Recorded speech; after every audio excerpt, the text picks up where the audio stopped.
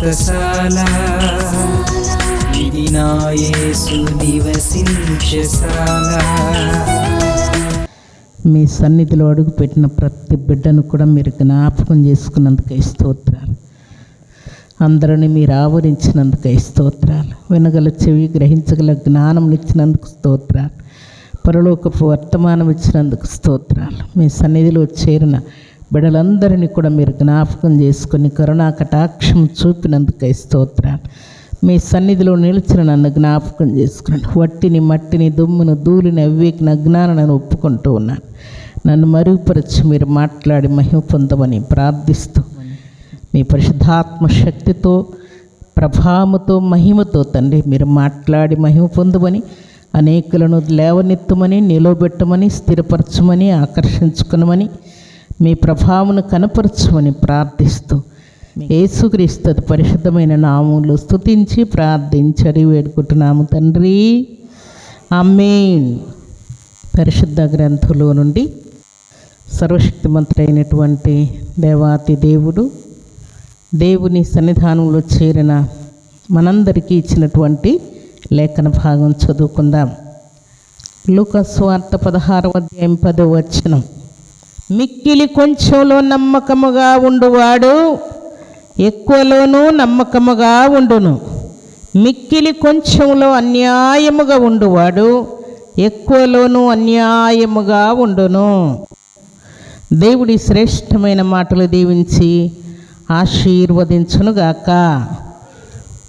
సర్వశక్తిమంతుడైనటువంటి దేవాతి దేవుడు విశ్వాసులకు ప్రతిఫలం ఇవ్వాలని దేవుడు కోరుకుంటూ ఉన్నాడంట.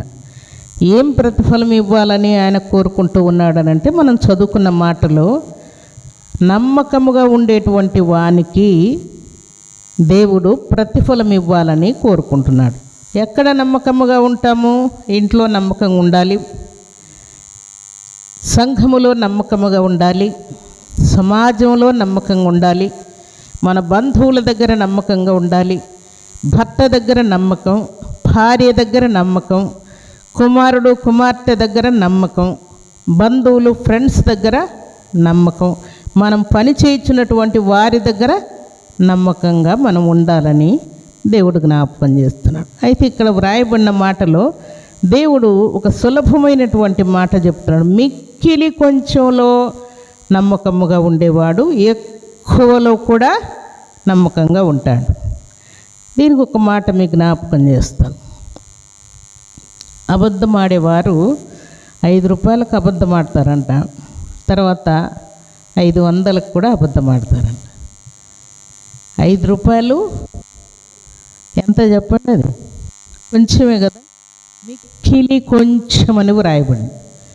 మిక్కిలి కొంచెంలో కూడా నమ్మకం అంటే 5 రూపాయల్లో కూడా నమ్మకంగా ఉండలేరన్నమాట.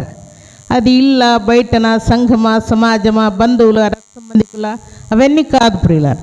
మిక్కిలి కొంచెంలో, జాగ్రత్తగా వినండి, మిక్కిలి కొంచెంలో నమ్మకముగా ఉండువాడు ఎక్కువలోను నమ్మకముగా ఉండును అంటూ ఉన్నాడు.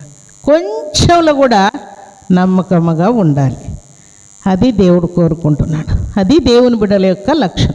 కొంచెంలో కూడా నువ్వు నమ్మకంగా ఉండలేదనుకో, చాలా ఎక్కువలో కూడా నువ్వు నమ్మకంగా ఉండలేవు. ఇంకా నీ వల్ల కాదు. అనగా నీ భక్తి ఏంటి, నీ ప్రార్థన ఏంటి, నీ విశ్వాసం ఏంటి, నీ పట్టుదల ఏంటి, నీ రోషం ఏంటి, నువ్వెందుకు పాపం నుండి విడిపించబడ్డావు? కేవలం 5 రూపాయలకు నీ భక్తి అంతా పడిపోతుందా? నీ భక్తి అంతా కూడా అపవాదికి లోనైపోతా ఉందా? ఉదాహరణకు దేవుడు చాలా విషయాలు ఆదాము హవ్వలకు తెలియజేశాడు. ఈ ఏదెను తోటంతా కూడా మీదే, మీకు ఇష్టమైనట్టుగా, మీకు నచ్చినట్టుగా ఏవి అవసరమో వాటిని మీరు కడుపు నిండా తినండి, సంతోషంగా ఉండండి, నేను చల్లపూట వచ్చినప్పుడు ప్రశాంతంగా నా మాటలు వింటూ ఉండండి అని దేవుడు మాట్లాడాడు. నా మాట మీరు వింటూ ఉంటే మీరు గొప్ప ఆశీర్వాదం పొందుకుంటారు, మరణం మీరు చూడరని దేవుడు మాట్లాడాడు. అయితే సాతానుడు వచ్చి ఏం మాట్లాడాడు చెప్పండి? ఈ పండు మీరు తింటే దేవతల వలె అయిపోతారు. మీరు దేవతల వలె అయిపోతారని మీ దేవునికి తెలుసు కాబట్టి ఆ పండు తినొద్దు అంటున్నాడు అని చెప్తాను. అపవాది సులభముగా చిక్కులు పెట్టేటువంటి పాపాన్ని చూపిస్తూ ఉంటాడు. మిక్కిలి కొంచెంలో నమ్మకంగా ఉండమంటే చాలా చిన్న విషయం. దేవుడు ఆ పండు తినొద్దు అన్నాడు, ఆ పండు తినమని అపవాది చెప్తా ఉంది. కేవలము ఆ పండు కోసం ఆదాము అవ్వలు ఏం చేశారు చెప్పండి? దేవుణ్ణే దూరం చేసుకున్నారు.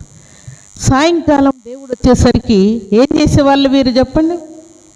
దేవుణ్ణి ఎదుర్కొని సంతోషంగా పిల్లల్లాగా పరిగెత్తుకొని వెళ్ళి దేవుని పాదాలు చుట్టేసుకొని, పిల్లలు మనం ఎక్కడికైనా వెళ్ళి మన పిల్లలకు మనం కనబడకుండా ఉంటే సాయంకాలం వరకు, లేకుంటే పనికి వెళ్ళో, ఆఫీస్కి వెళ్ళో, బిజినెస్కి వెళ్ళో, ఇంకే పని మీదైనా మనం బయలుదేరి వెళ్ళి ఇంటికి వచ్చేసరికి మనం చాలా లేట్ అయిందనుకోండి, పిల్లలు ఏం చేస్తారు? పరిగెత్తుకుని వచ్చి మన కాళ్ళను పట్టుకుంటారు, కాళ్ళల్లో దూరి పట్టుకుంటారు, చాలా లేట్ అయిపోయి వచ్చారని చెప్పి. అలాగున యేసయ్య చల్లపూట రాగానే ఆదాము హవ్వలు ఎట్లున్నారు చెప్పండి? పసిబిడ్డల వాళ్ళే ఉన్నారు. వారిద్దరికీ శరీరం మీద వస్త్రాలు లేవు.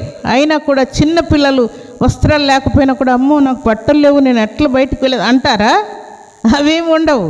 వారికి ఏం తెలియదు కాబట్టి హాయిగా రోడ్డంతా తిరుగుతారు. మనం ఏదైనా ప్రయాణం చేస్తే కూడా మన వెంట రమ్మంటే కూడా వస్తారు. మాకు బట్టలు లేవని వాళ్ళేమి ఏడవరు, మనమే ఫీల్ అయ్యి బట్టలు వేయాలి అంతే. అలాగున ఆదాము హవ్వలు దేవుని దగ్గరికి పరిగెత్తుకొని వచ్చేవారంట. ఎప్పుడైతే ఈ పండు తిన్నారో అప్పుడు వెంటనే ఏం చేశారు చెప్పండి? చెట్ల చాటుకు వెళ్ళారంట. చెట్ల చాటుకు వెళ్ళే పరిస్థితి వాళ్ళకు లేదు, అసలు వారికి తెలియదు ఆ సంగతి. ఎప్పుడైతే ఈ పండు తిన్నారో అప్పుడు ఇట్లా దేవుని దగ్గరికి వెళ్ళాలి అనేటువంటి పరిస్థితి వారికి వచ్చేసింది. అయితే దేవుని సన్నిధిలో చేరిన దేవుని బిడ్డలమైన మనం కొంచెంలో నమ్మకంగా ఉంటే ఎక్కువ విషయాల్లో కూడా నమ్మకంగా ఉండే కృపను దేవుడు, ఆ అధికారాన్ని, ఆ శక్తిని, ఆ బలాన్ని, ఆ ప్రభావాన్ని దేవుడు మనకు అనుగ్రహిస్తాడు. దేవుడు ఇచ్చినటువంటి మాట అంత విలువైనది, అంత స్పీడ్గా చేసేటువంటి ఎమర్జెన్సీ కార్యాలు దేవుడు చేయాలని ఆశపడుతున్నాడు. కాబట్టి దేవుని సన్నిధిలో చేరిన మనమందరం కూడా అలజడులన్నీ ఆపుకొని దేవుడు మనకు దాచి ఉంచినటువంటి ప్రతిఫలాలను పొందుకొని దేవునికి ఇష్టలమై యోగ్యులమై మనము జీవించాలని దేవుడు కోరుకుంటున్నాడు. దేవుడు మనకిచ్చినటువంటి దర్శన భాగ్యమును కలిగి వెనకంజ వేయకుండా దేవుని కొరకు బలమైన సాక్షులముగా జీవించాలని దేవుడు కోరుకుంటూ ఉన్నాడు. అలాంటి కృపా భాగ్యం సర్వశక్తిమంతుడైనటువంటి దేవాది దేవుడు సర్వసమృద్ధిగా మనందరికీ అనుగ్రహించి ఆశీర్వదించునుగాక. ఆమేన్.